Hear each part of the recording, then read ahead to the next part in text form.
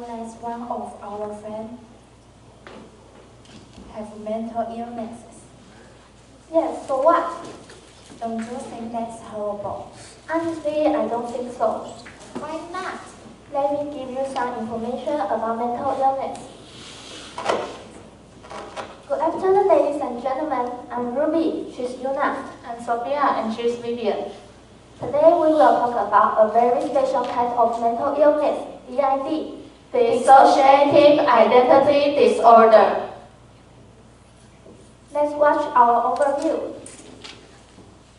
We've divided our presentation into 6 parts: motivation and purposes, definition of DID, introduction of characters, outline, challenges, and conclusion. Now, I'm going to start with our motivation.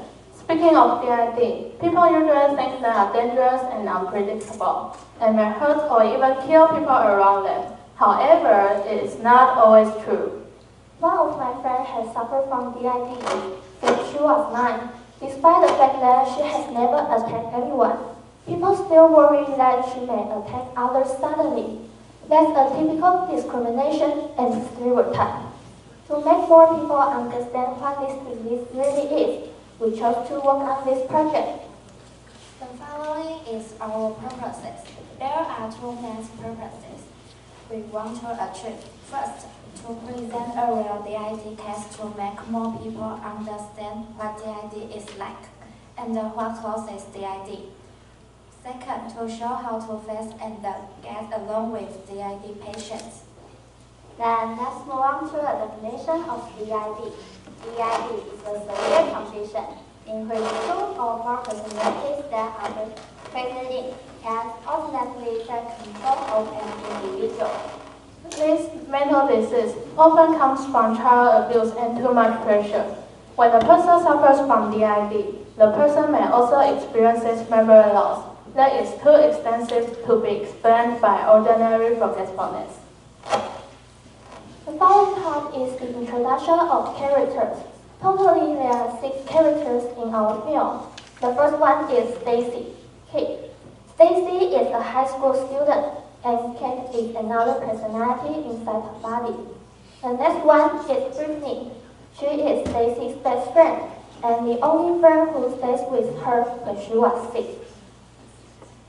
The third one is Bruce, a transfer student who looks down on Stacy. The fourth one is Miss Lee, Stacy's mother. She is very strict with Stacy and demands good grades from her. Perhaps the greatest pressure comes from her. The fifth one is Miss Chen, Stacy's homeroom teacher. She always uses students' grades to determine whether they are good students or not. She is also an important source from which Stacy's pressure comes.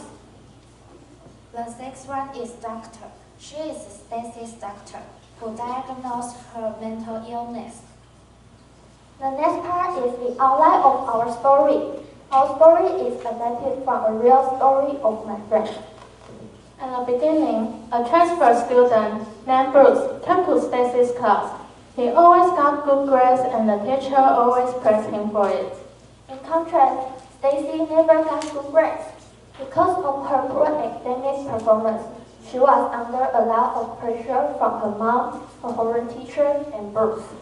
As time went by, Stacy couldn't bear this kind of pressure anymore. She started to develop DID. A high-handed personality named Kat appeared in Stacy. Because of her weird behavior, Stacy's mom took her to a doctor. According to the doctor's diagnosis, Stacy had suffered from DID. Knowing that Stacy has DID, all the students, except for Brittany, stay away from her because they are afraid of being attacked. Brittany is the only one who is willing to be her friend now. She promised Stacy that she will have more friends if people could know more about DID patients. Now, let's watch our film.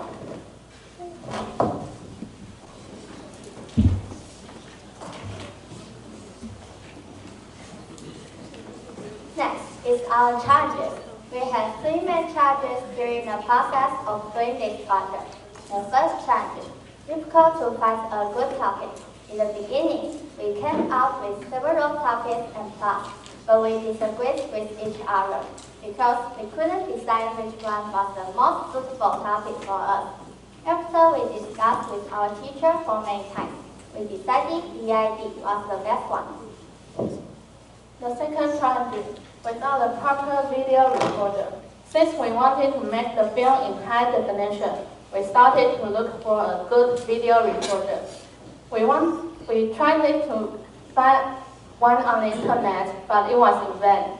Finally, we found a friend who was willing to lend his video recorder to us. The last one, not enough time. When we got the device ready, we didn't have much time left to finish the film. But we still tried our best to finish it. We discussed with each other for a time when we were all available, and then we made a schedule and started it. After we shot the film, we finally edited and finished it by deadline. The last part is our conclusion.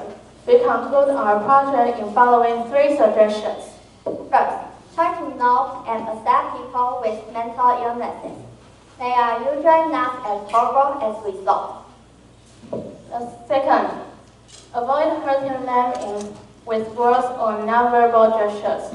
If we can't fully accept them, at least don't hurt them in any possible way. Third, try to be more patient, tolerant, and understanding. They are people who were mentally injured. They are more fragile. We should handle them with care. This is the end of our presentation. Thanks for your attention.